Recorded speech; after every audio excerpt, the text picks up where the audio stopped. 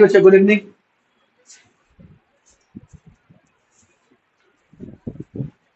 देखिए,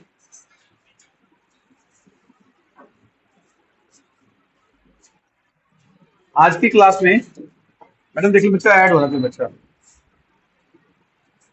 देखिए, आज की क्लास में हम एटॉमिक स्ट्रक्चर चैप्टर का इंट्रोडक्शन करेंगे। तो स्टार्टिंग का टॉपिक जिसमें हम डिस्कवरी पढ़ते हैं कैथोड रेज की, एनोड रेज की, charge by mass ratio, electron, proton, neutron, इसकी बात करेंगे।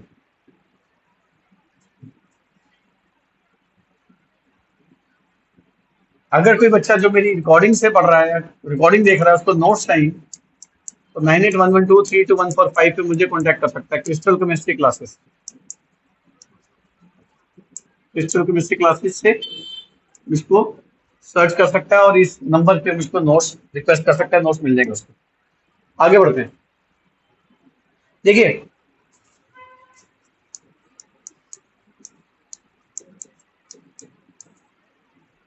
देखो बच्चे, आप जब एटम की बात करते हैं,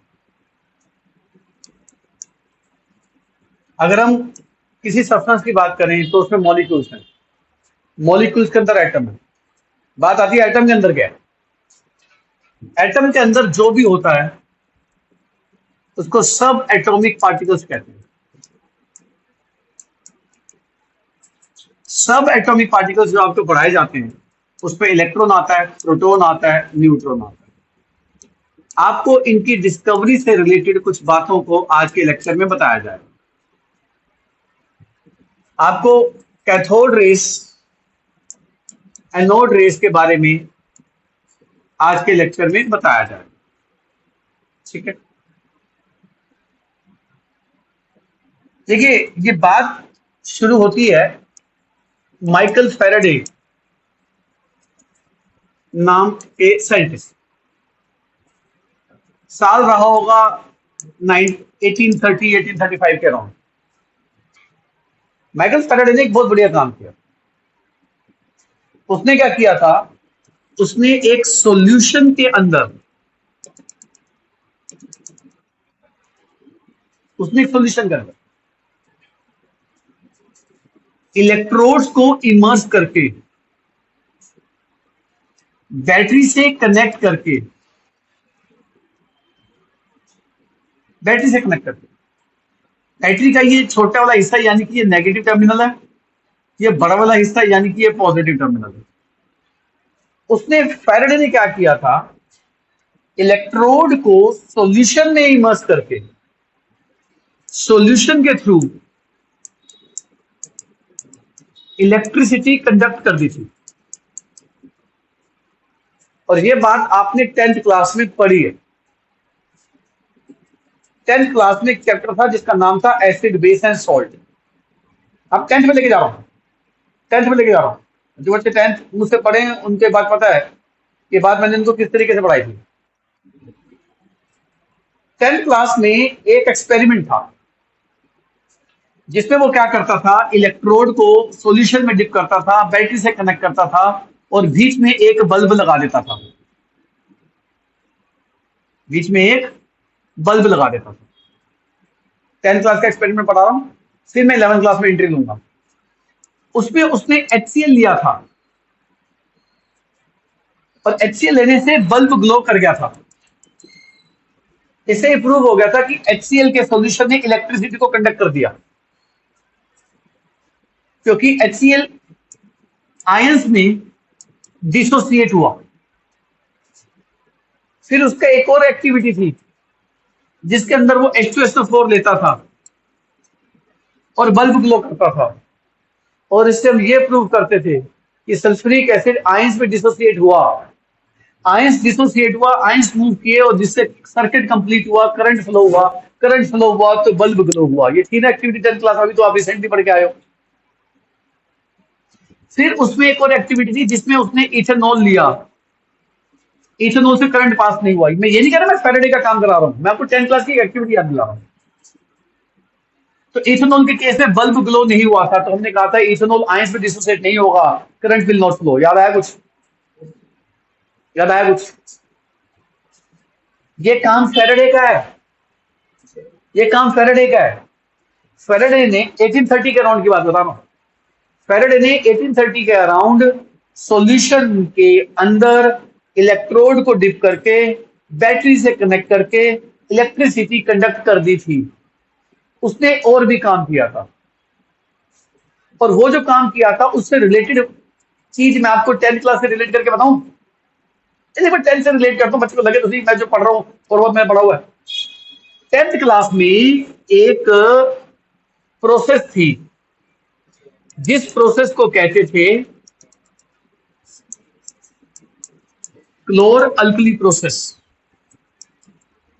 जिसके अंदर NaOH को प्रिपेयर करते थे। अभी मैं ये नहीं कर रहा फैराडे पढ़ा रहा हूं, मैं 10th क्लास की बात याद दिला रहा हूं। इस एक्सपेरिमेंट में क्या था, हमने एक एनोड ली थी और कैथोड ली थी और हमने करंट पास किया था किसके अंदर, कौन से सॉल्यूशन के अंदर, NaCl के सॉल्यूशन के अंदर। NaCl के सॉल्यूशन के अंदर क्या क्या पड़ा होगा, Na प्लस होगा, Cl माइनस होगा, और ये पानी भी था, H प्लस होगा और OH माइनस होगा।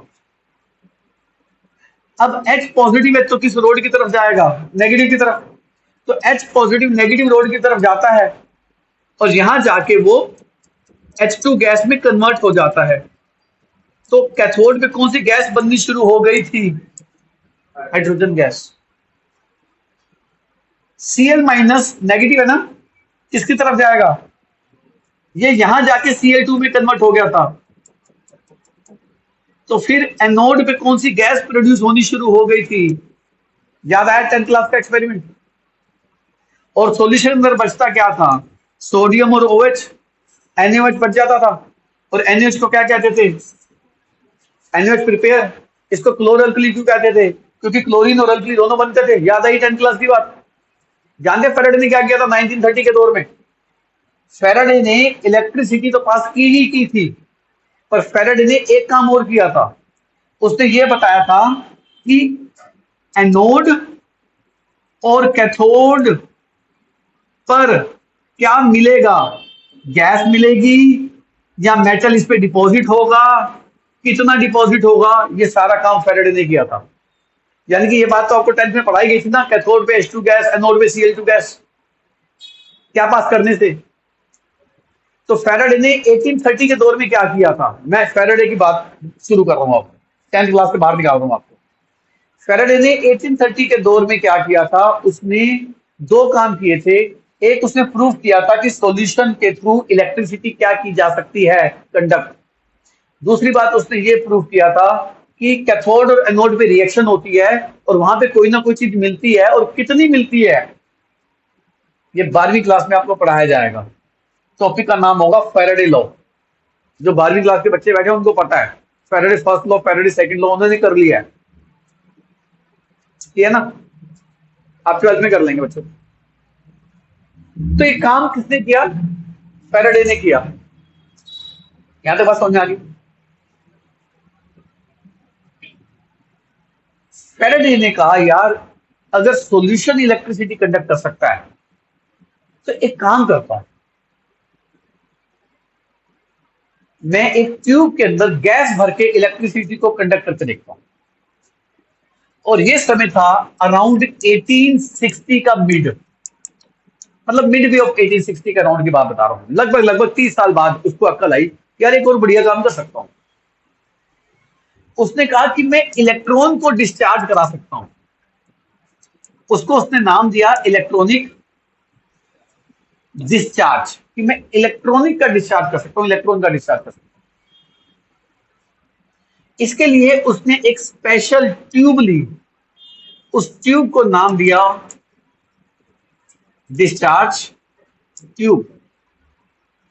इस ट्यूब के अंदर उसने एक गैस भरी, जिस गैस को उसने बहुत बहुत बहुत बहुत बहुत लो प्रेशर पे फिल किया, ताकि गैस के बहुत कम मॉलिक्यूल हो भाई।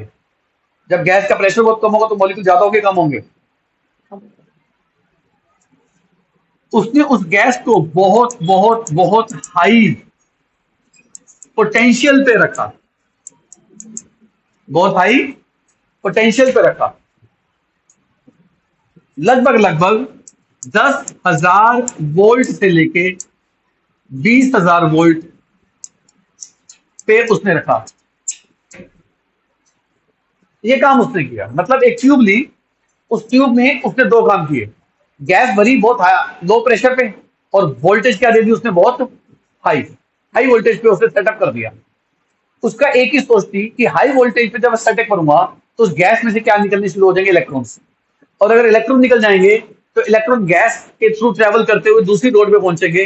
अभी उसमें कौन पहुंच रहा था, आयंस, अभी कौन पहुंच रहा था, 30 साल बाद उसको लगा मैं गैस के थ्रू ट्रेवल करा दूंगा इलेक्ट्रॉन को, और गैस के थ्रू इलेक्ट्रिसिटी कंडक्ट करवा दूंगा, और इस एक्सपेरिमेंट को डिस्चार्ज ट्यूब एक्सपेरिमेंट कहा गया।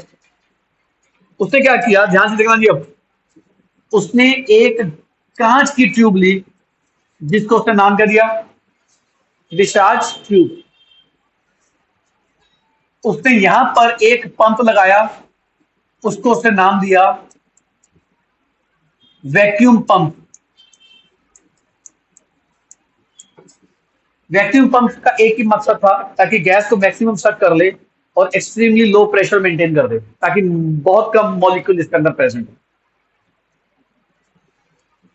उसने इसको दोनों एंड को एक हाई पोटेंशियल बैटरी से कनेक्ट कर दिया, high potential battery, high potential battery से कनेक्ट कर दिया। अब ये पॉजिटिव है, इधर नेगेटिव लिया उसने,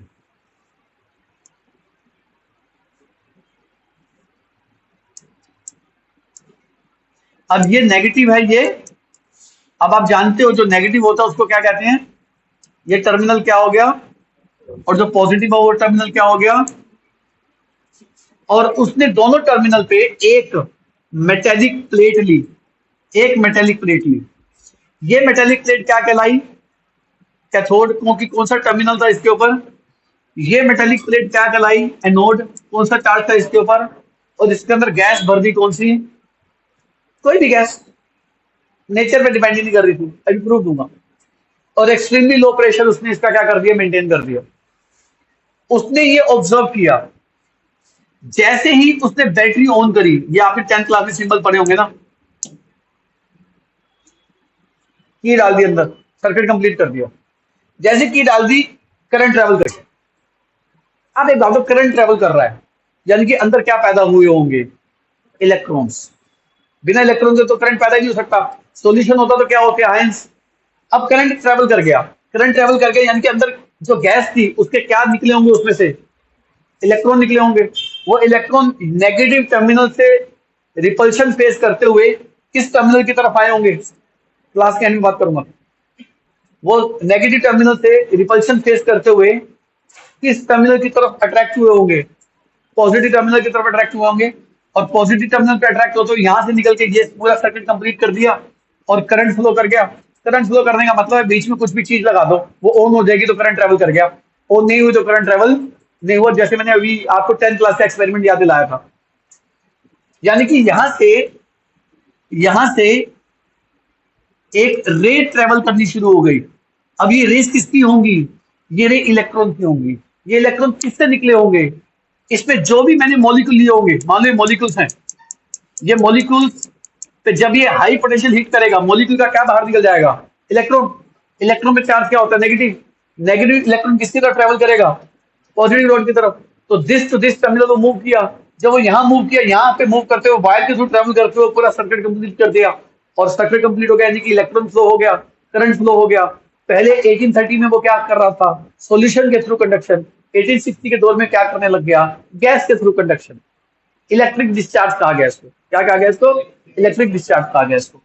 अब ये जो चीज थी, ये जो रेस थी, ये रेस विजिबल नहीं थी,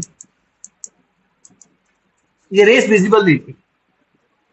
तो किसी ने कहा हम नहीं मानते यहां से कुछ निकल रहा है। अब इसका सबूत देने के लिए क्या किया, इस एनोड में कर दिए छेद, ध्यान से देखना जी, इस एनोड में छेद कर दिए। जब छेद कर दिए तो इलेक्ट्रॉन छेद में से निकलेगा, और एनोड की तरफ उन्होंने क्या किया, यहां पर एक जिंक सल्फाइड की स्क्रीन लगा दी। किसकी स्क्रीन लगा दी? जिंक सल्फाइड की स्क्रीन लगा दी। मैंने आपको बताई थी ये बात कि जिंक सल्फाइड पे जब भी कोई चीज हिट करती है वो फ्लैश पैदा करती है, चमक पैदा करती है। तो जब इलेक्ट्रॉन इन पोर्स में से जाके इस पे टकराए, हिट हुए, तो इस स्क्रीन पर क्या प्रोड्यूस हुई? एक फ्लैश। इस फ्लैश को क्या नाम देते हैं? सिंटिलेशन प्रोड्यूस हुई। सिंटिलेशन प्रोड्यूस हुई, इसका मतलब यहाँ पे कोई चीज आके हिट हुई। इस पर अगर कोई चीज आके हिट हुई तो भैया फिर वो इलेक्ट्रॉन ही होगा, क्योंकि इलेक्ट्रॉन छोड़ दो, इलेक्ट्रॉन था वो एक नेगेटिव पार्टिकल ही होगा। नेगेटिव पार्टिकल किसकी तरफ अट्रैक्ट होता है? पॉजिटिव की तरफ। कहां से निकला होगा? इस तरफ से। इस तरफ कौन सी इलेक्ट्रोड है? कैथोड। इसीलिए ये रे कैथोड से क्या हुई है? ओरिजिनेट हुई है। इसलिए इन रेस को नाम क्या दे दिया? हालांकि आज के दौर में ना समय बदल चुका है, उस दौर में इतनी एडवांस रिएक्शन नहीं थी। आज के दौर में एक स्पेशल लाइट में अगर इस एक्सपेरिमेंट को किया जाए तो ये रे विजिबल भी हो जाती है, पर माइकल फैराडे ने कहा था ये रे विजिबल नहीं है, इनविजिबल रेस है। आज के दौर में एक स्पेशल लाइट के अंदर हम इस एक्सपेरिमेंट को करें तो हरे रंग की रोशनी नजर आती है, हरे रंग की लाइट नजर आती है निकलती हुई। उसको क्या नाम देते हैं हम? Cathode rays. कहां से ओरिजिनेट होती है? पूछेंगे कैथोड रेस कहां से ओरिजिनेट होती है, क्या लिख के आओगे? कैथोड से। किसकी तरफ ट्रेवल करती हैं? किस पाथ में ट्रेवल करती हैं? They travel in a straight line में ट्रेवल करती है। फिर उसने ये बात कही कि ये अगर होल कर दें तो जिंक सल्फाइड स्क्रीन पे सिंटिलेशन भी शो करती है। फिर उसने एक और बात करी, उसने कहा कि अगर हम बीच में फैन लगा दें,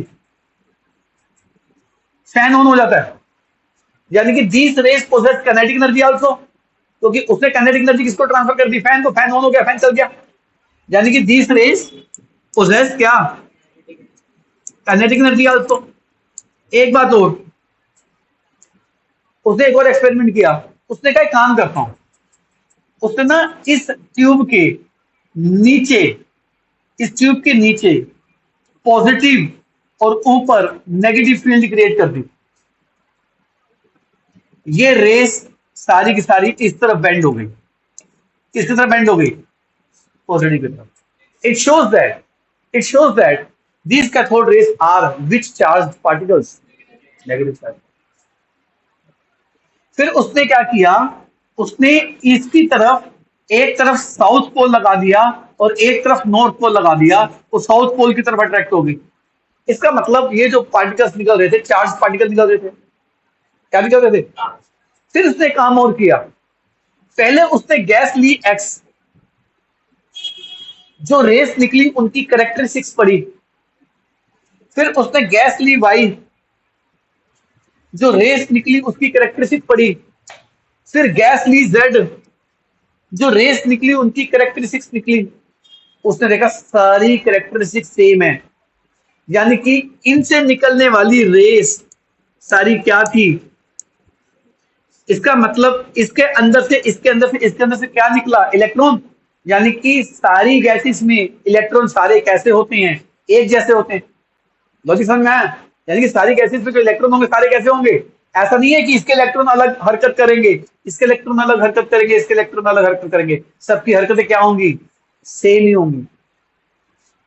तो these cathode rays depends upon nature of gas, true or false? False। ये assertion रीजन में आता question. The nature of cathode rays depends upon nature of gas taken or not? Answer does not depends upon nature of gas taken, क्योंकि जो gas लेंगे उसमें से निकलेंगे क्या? इलेक्ट्रॉन। इलेक्ट्रॉन की हरकतें सब में सेम है। यानी कि इस एक्सपेरिमेंट से गैसेस चेंज करके कैरेक्टरिस्टिक सेम रही। इससे क्या चीज प्रूव हो गई? इससे ये प्रूव हो गई कि सारे के सारे चीजों में फंडामेंटल चीज एक सब में कॉमन है, उसको इलेक्ट्रॉन कहते हैं। यानी कि N2 गैस के भी इलेक्ट्रॉन सेम होंगे, O2 गैस के भी इलेक्ट्रॉन सेम होंगे, हाइड्रोजन गैस के भी इलेक्ट्रॉन, सारे गैसेस के इलेक्ट्रॉन कैसे होंगे? सेम होंगे। तो जरा कैथोड रेस की कैरेक्टरिस्टिक्स पढ़ ले बच्चे एक बार दोबारा से। Number 1, they travel in a straight line. They show scintillation when allowed to fall on zinc sulfide screen. They get deflected. They get deflected under the presence of either electric field or magnetic field. पर आपको पता होना चाहिए electric field के किस terminal की तरफ attract हुई, पॉजिटिव या नेगेटिव, पॉजिटिव। इसका मतलब कैथोड रेस पे चार्ज क्या रहा होगा, फैन मूव हो गया, दे पोजेस। देखो ये रेस इनविजिबल होती है, पर अगर इन रेस को, बड़ी अच्छी बात बता रहा हूं, ध्यान पे गौर करना, ये रेस इनविजिबल होती है, पर अगर इन रेस को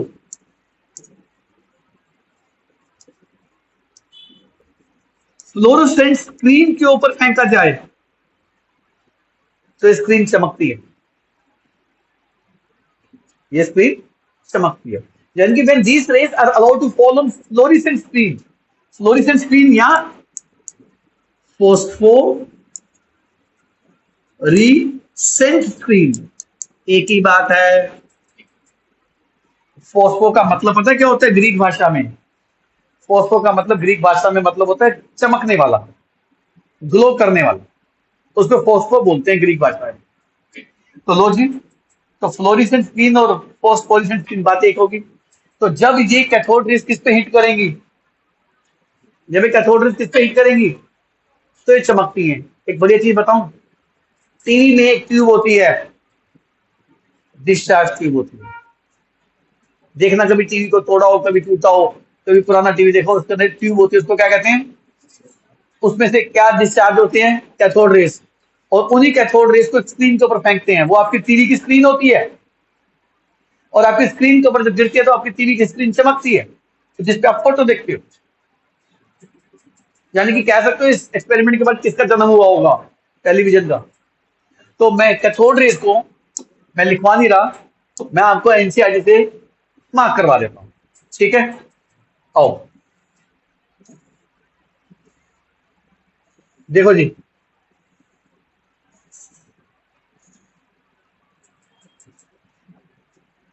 लो जी, पहले तो माइकल फैराडे की हिस्ट्री पढ़ लो। 1830 में वो सॉल्यूशन के थ्रू कंडक्शन कर रहा था, बता दिया किसके थ्रू कंडक्शन कर रहा था, और वो सॉल्यूशन के अंदर कैथोड और एनोड पे रिएक्शन के अंदर मिलने वाले प्रोडक्ट को भी एनालाइज कर रहा था। और वो कब पढ़ने वाली हैं आप, क्लास 12th में। फैराडे लॉ का टॉपिक होगा, हर साल क्वेश्चन आता है सीबीएसई में भी, जेई नीट में भी। इस साल नीट में क्वेश्चन आया फैराडे लॉ के ऊपर, 12th में करेंगे जब समय आएगा। आओ जी,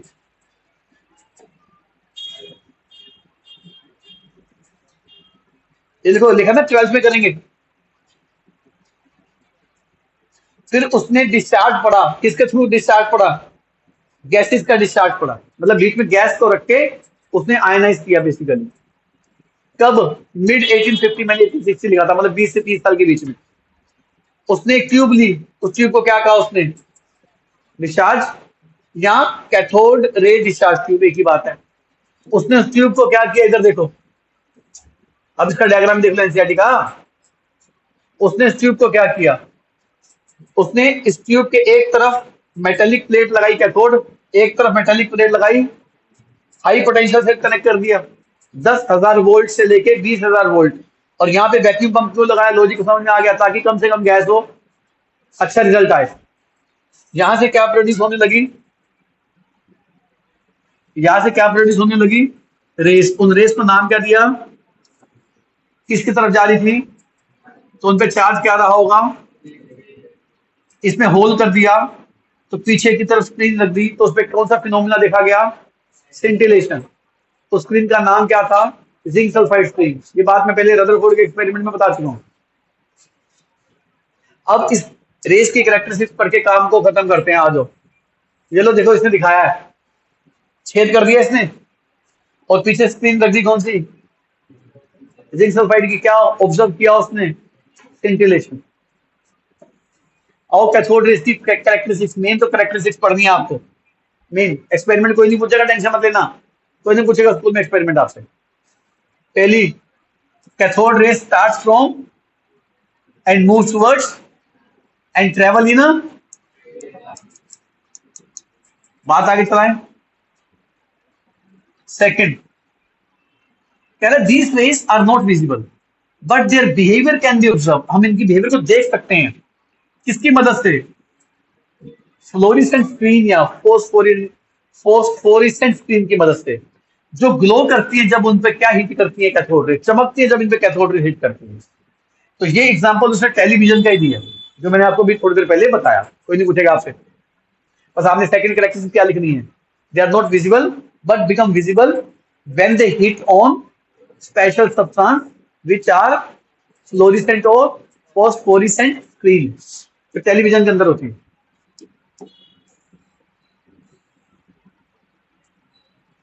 लो जी थर्ड पॉइंट, कह रहा है in the absence of electric और मैग्नेटिक फील्ड दे रे ट्रेवल इन, कह रहे मैग्नेटिक फील्ड नहीं थी, ये कैसे ट्रेवल कर रही थी, बिल्कुल सीधी, जब मैग्नेटिक फील्ड लगा दी, इलेक्ट्रिक फील्ड लगा दी, ये अपोजिट डायरेक्शन में बेंड हो गई, पॉजिटिव की तरफ बेंड हो गई या साउथ पोल की तरफ बेंड हो गई, यानी कि इसे क्या पता चल रहा था, इनमें कोई चार्ज है।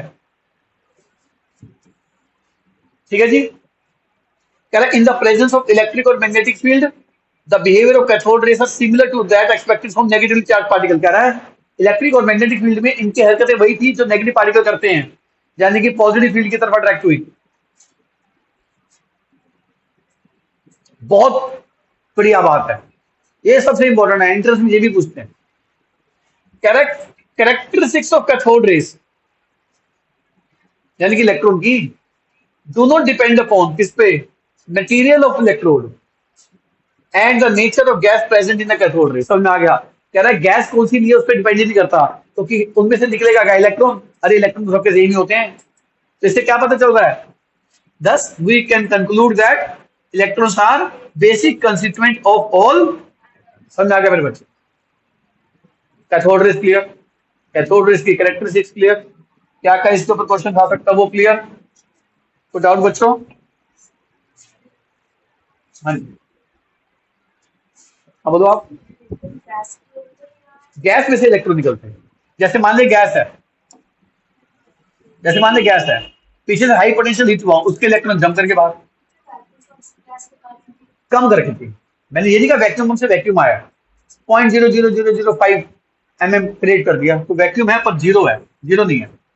तो जी ये नेक्स्ट चीज है चार्ज टू मास रेशियो, यानी कि इलेक्ट्रॉन का चार्ज डिवाइडेड बाय मास की रेशियो। शुरू करें, चार्ज की और मास की जो रेशियो थी ये ली थी जे थॉमसन जी ने, ठीक 50 से 60 साल बाद फैराडे।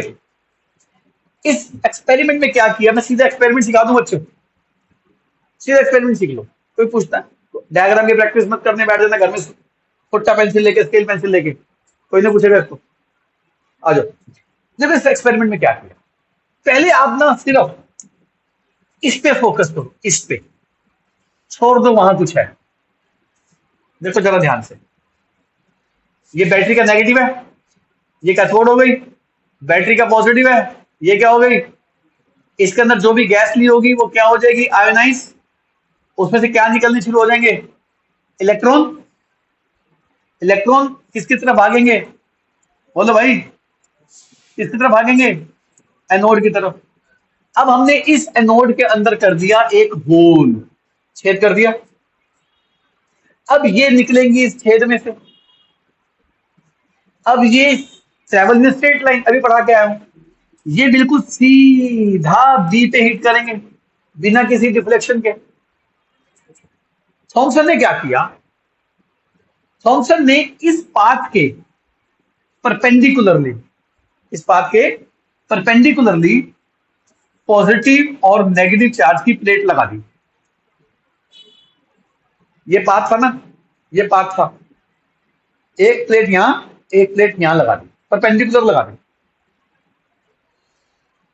उसने ये देखा कि जो कैथोड रेज थी किसकी तरफ अट्रैक्ट हो जाएंगी, यहां तक तो सीधी आएंगी, सीधा किसकी तरफ डिफ्लेक्ट हो जाएंगी, कहां जाके हिट करेंगी, यानी कि कैथोड रेज ए की तरफ कब हिट करेंगी, जब उसने क्या ऑन कर दी, इलेक्ट्रिक फील्ड। डिफ्लेक्ट किसकी तरफ हुई, किस चार्ज की तरफ हुई, क्या शो करता है उसका, नेगेटिव चार्ज। फिर उसने क्या किया, फिर उसने क्या किया, इलेक्ट्रिक फील्ड कर दी बंद, ऑफ कर दी, उसने परपेंडिकुलरली मैग्नेट लाकर रख दी, ऐसी मैग्नेट, यू शेप वाली मैग्नेट 10th क्लास में दिखाई दी आपको। मैग्नेट, अब मैग्नेट भी ठीक परपेंडिकुलर रखी, ये था उसका पाथ, ये भी परपेंडिकुलर होगी नहीं होगी, ये भी परपेंडिकुलर है, मैग्नेटिक फील्ड इलेक्ट्रिक फील्ड भी परपेंडिकुलर थी। अब उसने परपेंडिकुलर लाकर रख दी, अब मैग्नेट ऑन कर दी। अब बताओ इलेक्ट्रॉन किसकी तरफ अट्रैक्ट होते थे, साउथ पोल नॉर्थ पोल, सारे इलेक्ट्रॉन इस तरफ बेंड हो गए, समझ आ गया। यानी कि वो क्या देख रहा था, वो देख रहा था कि ये इलेक्ट्रिक फील्ड में भी डिफ्लेक्ट होते हैं, ये मैग्नेटिक फील्ड में भी डिफ्लेक्ट होते हैं। इलेक्ट्रिक फील्ड में किस चार्ज की तरफ डिफ्लेक्ट होते हैं, मैग्नेटिक फील्ड में किस पोल की तरफ, साउथ पोल की तरफ डिफ्लेक्ट होते हैं। चलिए अब उसने ना बड़े ही अच्छे और कंट्रोल तरीके से पता क्या किया, दोनों ऑन कर दी, इलेक्ट्रिक फील्ड भी ऑन कर दी और मैग्नेटिक फील्ड भी। अब बताओ एक फील्ड उसको खींच रही है उधर, एक फील्ड खींच रही है उसको, फोर्स एक वेक्टर क्वांटिटी है, कहीं ना कहीं तो बैलेंस होगी। तो उसने इलेक्ट्रिक और मैग्नेटिक फील्ड इस तरीके से एडजस्ट करी, इलेक्ट्रॉन सीधा ट्रेवल करे, समझ आ गया, ऐसे एडजस्ट करी, इलेक्ट्रॉन कैसे ट्रेवल करने लग गया, बिल्कुल सीधा। यानी कि क्या इलेक्ट्रिक और मैग्नेटिक फील्ड को ऑन करके इलेक्ट्रॉन सीधा ट्रेवल कर सकता है, कर सकता है। अगर हम सुटेबल तरीके से एडजस्ट कर दें इलेक्ट्रिक और मैग्नेटिक फील्ड की वैल्यू, ताकत को, तो फोर्स कैंसिल हो जाएगी और सीधा ट्रेवल कर जाएगा इलेक्ट्रॉन।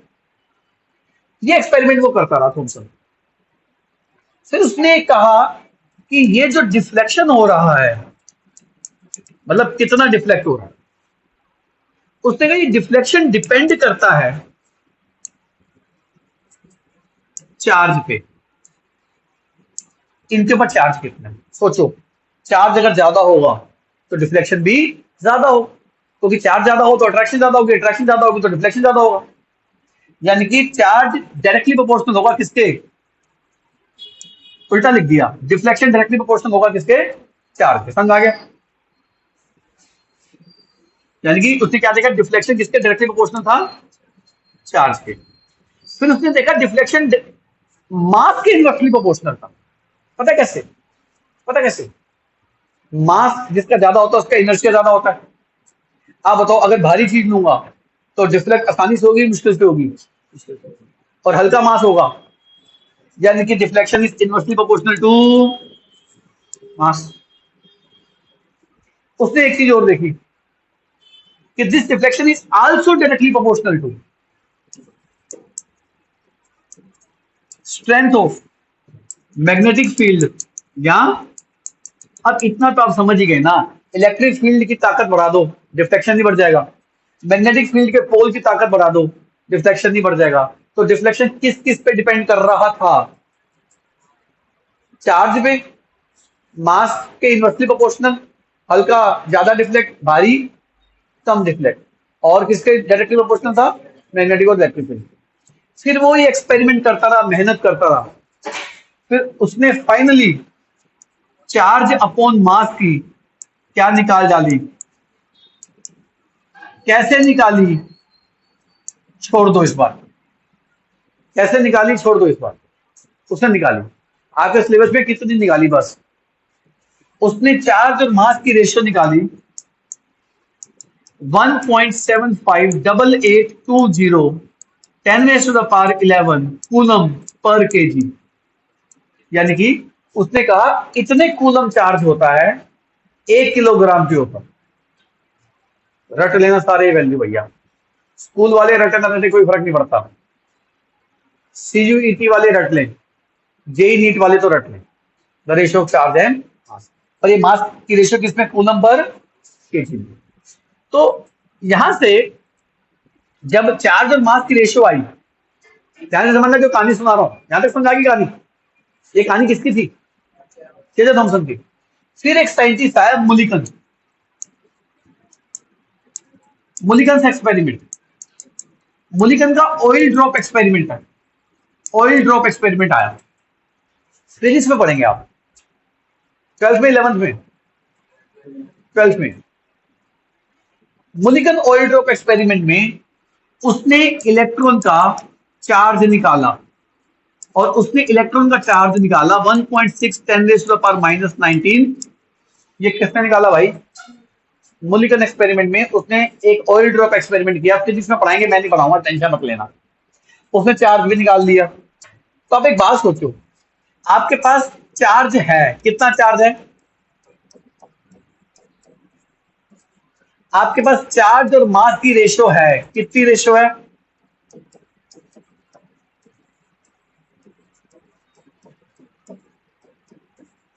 एक बात सोचो, अगर मैं दिस अपॉन दिस कर दूं तो मास नहीं आ जाएगा, समझे? अगर मैं E divided by E by M कर दूं तो E से E कट जाएगा, मास ऊपर नहीं आ जाएगा। यानी कि अगर मैं this value divided by this value कर दूं, लो जी, दिस अपॉन दिस कर दूं तो केजी ऊपर चला जाएगा। तो यहां से जो वैल्यू आई मास की 9.11 10⁻⁻31, सारे इस वैल्यू को रट लें। समझ आ गई बात जी? सबसे पहले क्या निकाला थॉमसन ने? चार्ज बाय, कैसे निकाली साइड पे कर दो, इस बात को दिखा दूंगा, एनसीईआरटी में भी नहीं। 1.758820 10⁻11 कूलम पर। फिर मुलिकन ऑयल ड्रॉप एक्सपेरिमेंट में इलेक्ट्रॉन का क्या निकाला, कितना निकाला? 1.6 × 10⁻⁻। फिर E मतलब चार्ज, ये रहा, divided by E by M, ये रहा, डिवाइड कर दिया तो मास ऊपर आ जाएगा, नहीं आ जाएगा? तो यहां से क्या निकाल लिया? इलेक्ट्रॉन का मास। याद हो जाएगा इलेक्ट्रॉन का मास कितना भाई? कितना? 9.11 10⁻⁻। रट लो, ये तो सीबीएसई के लेक्चर में कितनी बार बोल चुका हूं भाई, रट लो इसको। जेई नीट वाले तो रटेंगे। आ जाओ, एक्सपेरिमेंट समझ में आ गया मेरे बच्चों? अब तो पढ़ने की जरूरत नहीं है, क्या लिखा ऊपर और मैं आपको दिखा दूं।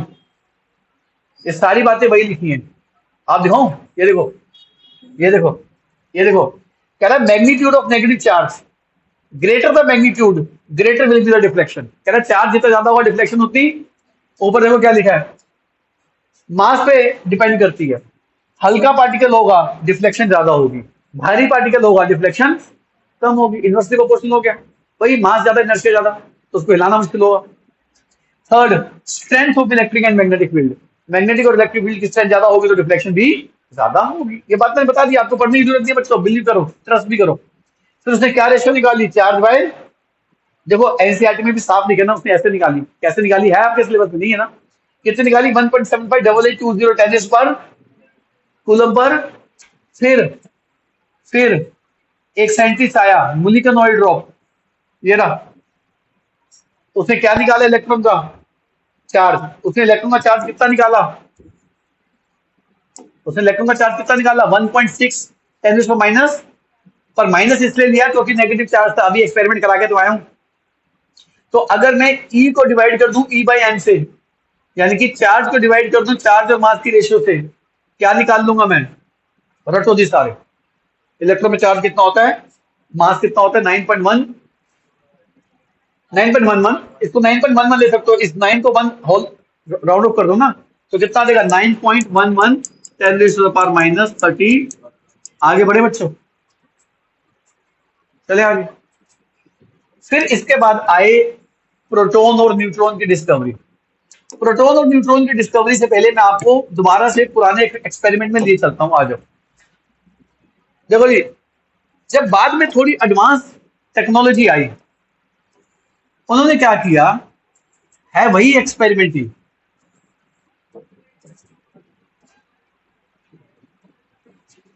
है वही। ये क्या थी? ये क्या थी? टर्मिनल क्या था? नेगेटिव। टर्मिनल क्या था? बच्चों सोचो, इसके अंदर क्या चीज थी जो इलेक्ट्रॉन छोड़ रही थी? गैस। मान लो ये गैस X थी, इसने क्या छोड़ दिया अपना? जब इलेक्ट्रॉन छोड़ देगी इसमें चार्ज क्या आ जाएगा? आयनाइज हो जाएगी। जब ये गैस जितनी भी होंगी, जितनी भी इसके अंदर गैस पैदा होंगी, वो सारी की सारी गैस पॉजिटिव चार्ज हो जाएंगी और क्या रिलीज कर देंगे अपना? इलेक्ट्रॉन कहां भागेगा? और जब इनकी कंसंट्रेशन बढ़ने लगेगी, तो ये वापस किसकी तरफ अट्रैक्ट होने लगेंगी, वापस किसकी तरफ अट्रैक्ट होने लगेंगी, यानी कि these will travel towards which electrode, बोले किसकी तरफ ट्रेवल करने शुरू कर देंगे, ये कैथोड की तरफ ट्रेवल करने शुरू कर देंगे। अब ये ट्रेवल किस तरफ कर रहे थे, नेगेटिव रोड की तरफ। अगर ये नेगेटिव रोड की तरफ ट्रेवल कर रहे थे तो इन रे को क्या कहा गया, कौन सा चार्ज भाई, पॉजिटिव चार्ज कहा गया, इनको क्या कहा गया, पॉजिटिव चार्ज। पर मैं आपसे सवाल पूछता हूं, हाँ इन रेस को पता क्या कहा गया, और यही कंफ्यूजन पैदा करता है, क्या ये एनोड से पैदा हुई है, नहीं ये एनोड से पैदा ही नहीं हुई, पर इनको कहते क्या है, एनोड रेस। इसलिए पूछते हैं which of the following statement is true, anode rays originate from anode, बच्चा कहता है ट्रू, क्योंकि कैथोड रेस कैथोड से, एनोड रेस मजाक है कुछ नहीं, कैथोड रेस कहां से ओरिजिनेट होती है, और एनोड रेस इसकी बीच की कनाल से, बीच की कनाल से प्रोड्यूस होकर वापस आ जाती है। इसीलिए इन रेस को एक और नाम दिया गया, कौन सी रेस, क्योंकि ये बीच में ही प्रोड्यूस हो जाती है। जैसे होता है ना, इधर इधर जमीन बीच में नदी निकल के आ जाती है, कनाल बन जाती है, वही हो गया, ये बीच में से निकल के आ गई, तो इसलिए इसको नाम कर दे दिया। तो कनाल रेस आर, बच्चा कहता कैथोड रेस, क्योंकि सी से मैच करती है ना। अगर आप तुक्का मारोगे तो क्या कहोगे, कनाल कैथोड, चल भाई नहीं, canal rays are anode rays, number 1। तो कनाल रेस और एनोड रेस, क्या ये एनोड से निकली, डू नॉट ओरिजिनेट कहां से, फ्रॉम, बीच में से निकलती है भाई। नंबर 2, ये भी स्ट्रेट लाइन में ट्रेवल करती है। पर एक सबसे इंपॉर्टेंट बात, अब आप मेरी बात को समझेंगे और सहमत भी होंगे, क्या कैथोड रेस इस बात पर डिपेंड कर रही थी तो मैंने गैस कौन सी ली, नहीं कर रही थी ना, एनोड रेस करेंगे, सुनो कैसे। मान लो मैंने अब ट्यूब ली, अब मैं डायग्राम नहीं बना रहा भाई, मैंने इस ट्यूब में ली वाई गैस, अब ये वाई प्लस बनेगा। मैंने एक ट्यूब ली, उसमें गैस ली जेड, अब ये क्या बनाएगा, यानी कि यहाँ पे वाई प्लस वापिस आ रहा है, यहाँ पे जेड प्लस वापिस आ रहा है, यहाँ पर एक्स प्लस वापिस आ रहा है। क्या इनकी कैरेक्टरिस्टिक सेम होगी, क्या इनकी चार्ज और मास की रेशियो सेम होगी, नहीं होगी, नहीं होगी, क्योंकि इनकी चार्ज और मास की रेशियो किस पर डिपेंड करेगी, नेचर ऑफ गैस टेकन। और कैथोड रेस में चार्ज और मास की रेशियो इस बात पर डिपेंड कर रही थी, गैस कौन सी ले रहा था, यानी कि कैथोड रेस में जब मैं कैथोड का चार्ज और मास की रेशियो निकालता हूं, किसने निकाली थी, थॉमसन ने। चाहे गैस एक्स ले लो, चाहे गैस वाई ले लो, चाहे गैस जेड ले लो, चाहे पी क्यू आर एस ले लो, चार्ज और मास की रेशियो क्या आएगी, सेम, क्योंकि उसमें हमेशा क्या निकल रहा था, इलेक्ट्रॉन। तो इलेक्ट्रॉन का चार्ज और मास हमेशा क्या आएगा, रेशियो सेम। अब मैंने ले ली एनोड रेस के अंदर, ये पैदा कर रहा है एक्स प्लस, ये पैदा कर रहा है वाई प्लस, ये पैदा कर रहा है जेड प्लस, यानी कि कैथोड रेस के बाद एनोड रेस की characteristics depends upon nature of gas taken. समझ में आया, दोबारा से रिवाइज कर लो, एनोड रेस कहां से नहीं निकलती, ये बीच में से निकलती है, इसलिए तो नाम क्या कह दिया, किसकी तरफ पहुंचती है ये, कैथोड, इसीलिए इनको एनोड रेस कहते हैं। पॉजिटिवली चार्ज होती है इसलिए इनको एनोड कहते हैं। Travel in straight line, depends upon या does not depend upon nature of charge, nature of gas taken, depends upon nature of gas. समझ आ गया। फिर हाइड्रोजन में कितने इलेक्ट्रॉन होते हैं बच्चों, एक, और कितने प्रोटॉन होते हैं, एक, ये प्रोटॉन मान लो, ये जो कलर है ना प्रोटॉन मान लो। अगर मैं इसका एक इलेक्ट्रॉन निकाल दूं क्या बन जाएगा, H प्लस, क्या बच जाएगा इसके पास, एक प्रोटॉन तो बच गया, ये प्रोटॉन ही तो है, this is nothing but proton, यानी कि आप इसको H प्लस कहें या इसको प्रोटॉन कहें, क्या बात एक ही है, अलग अलग है, एक ही बात है। क्योंकि H में क्या होता है, जरा दोबारा से देखो, H में न्यूक्लियस होता है, उसमें एक प्रोटॉन होता है और एक, आप ये इलेक्ट्रॉन को निकाल दो बाहर, क्या बचा, एक पी बचा। तो इसको H प्लस कहूं या पी कहूं, बात तो एक ही है, तो समझ में आ गया। और इस प्रोटॉन की डिस्कवरी किसने करी थी, गोल्डस्टीन ने। किसने करी थी, Goldstein was the discoverer of proton. फिर प्रोटॉन का मास निकाला। मास ऑफ प्रोटॉन जरा गौर करना जी, 1.672 10⁻⁻27 kg। आप जरा ध्यान से इलेक्ट्रॉन का मास जरा रिवाइज करना। इलेक्ट्रॉन का मास था 9.11 10⁻31 kg। ये -31, ये -27, ये बड़ा है, लगभग 1000 गुना बड़ा है। यानी कि इलेक्ट्रॉन और प्रोटॉन में किसका मास ज्यादा होता है? प्रोटॉन।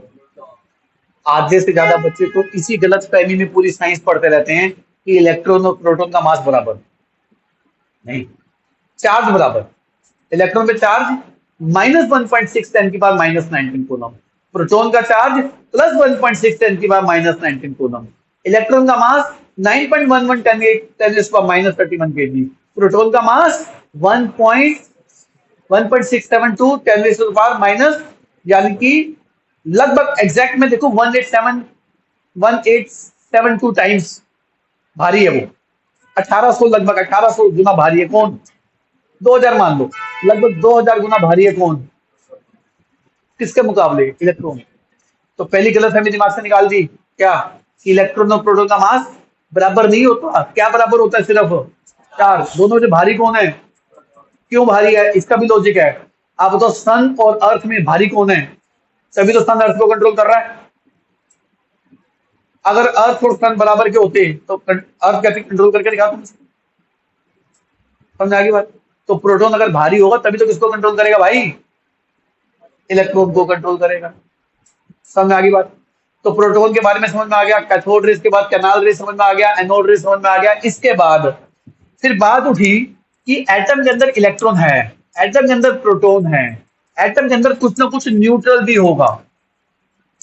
इसकी बात करी थी चैडविक ने। किसने करी थी भाई? प्रोटॉन को किसने करा था? गोल्डस्टीन ने। न्यूट्रल पार्टिकल को किसने निकाला? चैडविक। किसका डिस्कवरर था? समझा की बात? न्यूट्रॉन का डिस्कवरर था। उसने क्या किया? उसने एक शीट ली थी बेरिलियम की। और ध्यान से भैया, जेई नीट वालों पूछते हैं ये। उसने शीट ली थी बेरिलियम की। उस बेरिलियम की शीट पे उसने अल्फा पार्टिकल को हिट किया था। बम्बार्डमेंट कहते हैं। और इन अल्फा पार्टिकल की बेरिलियम पे बम्बार्डमेंट से एक न्यूट्रल पार्टिकल निकला था। इस न्यूट्रल पार्टिकल को नाम दिया गया था, डिटेल सिलेबस में नहीं, एक ही चीज दिमाग में रखना, चैडविक ने किसको किस पे हिट कराया था? अल्फा पार्टिकल को बेरिलियम पे हिट कराया था। क्या डिस्कवर किया था? Mass of neutron 1.674 10⁻⁻20। आपने नोट नहीं किया मास ऑफ प्रोटॉन कितना था? आप बताओ, फिर खुद ही फैसला कर लो, भारी कौन सा है? न्यूट्रॉन।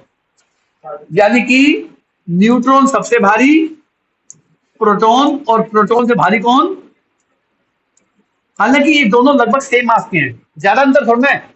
1.674 1.67, ज्यादा अंतर नहीं, पर भारी तो है। तो अगर अगर अगर आपको ये क्वेश्चन आ जाए कि electron, proton, neutron are travelling with same velocity,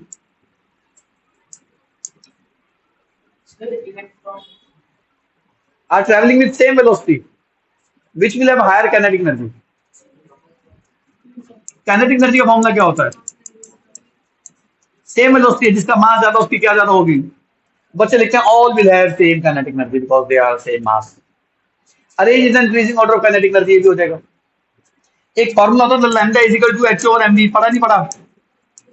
अब बताओ, which will have higher wavelength? जिसका मास कम होगा उसकी वेवलेंथ। ये लॉजिक समझ आ रहे हैं? पर ये बात वही कर सकता है जिसको सबके क्या याद हैं, मास। हाँ, इलेक्ट्रॉन का चार्ज माइनस, क्वेश्चन तो अभी वेट करो, इलेक्ट्रॉन का चार्ज माइनस, प्रोटॉन का चार्ज प्लस, न्यूट्रॉन का चार्ज न्यूट्रल। यहां तक बात समझ आ गई? और एक बार मैं किताब दिखा दूं। हाँ जी, धैर्य जी, समझ में आ गई बातें आपको? Yes sir. अब देख लो जी, अब आपने ये कनाल रेस के बारे में बता दिया मैंने। ये देखो क्या कर रहा है, कह रहा है अनलाइक कैथोड रेस, अनलाइक मतलब कैथोड रेस की तरह नहीं, the positively charge particle depend upon the nature of gas present in the cathode. बहुत बढ़िया पॉइंट है, समझ आ गया पॉइंट। कह रहा है डिपेंड करती है कि गैस कौन सी है भाई। The sum of the positively charge particle carry multiple fundamental unit of electric charge, the behaviour of this particle in the magnetic electric field is, हाँ कह रहा है कि ये भी मैग्नेटिक फील्ड में, ये कह रहा है कि ये भी मैग्नेटिक और इलेक्ट्रिक फील्ड में वैसे ही डिफ्लेक्ट हो रहे थे जैसे कैथोड रेस हो रहे थे। हाँ बस उल्टा, उल्टा मतलब ये रेस नेगेटिव और पॉजिटिव किसकी तरफ डिफ्लेक्ट होंगे, नेगेटिव की तरफ। नॉर्थ पोल साउथ पोल किसकी तरफ डिफ्लेक्ट होंगे, नॉर्थ पोल। उल्टा हो जाएगा, डिफ्लेक्शन ये भी कर रहे थे। अब इसको क्या हो गया, बस मैं वाइंड अप कर लूं फिर बात करता हूं आपसे।